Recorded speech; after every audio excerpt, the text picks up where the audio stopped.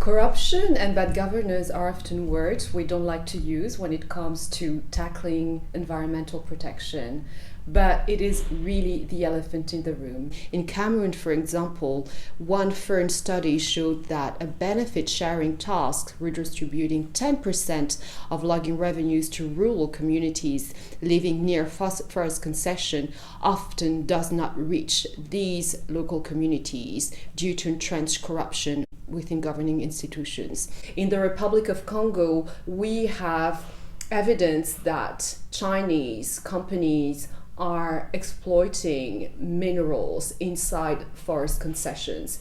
And this is with the blessing of local authorities who turn a blind eye on violations of environmental law. No matter how good our policies and laws are, corruption can render them totally useless. But corruption and bad governance are not a fatality. At the international level, we have a number of instruments that should help us address the issue, such as the Forest Law Enforcement Governance and Trade Action Plan, which aims to tackle illegal logging. We also have the Convention on Biological Diversity, and we also have the REDD+ mechanism, which is meant to reduce deforestation and forest degradation. What is needed right now is that governments live up to their commitment and effectively implement the legislations that they have developed transparently and in an inclusive manner,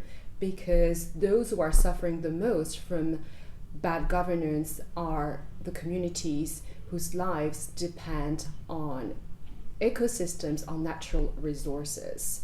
And what we are asking now is that effective international cooperation leads to a better protection of the environment rather than destroys it. It means also supporting countries to improve governance at the local level. It also means working with the private sector so they can comply with national legislation.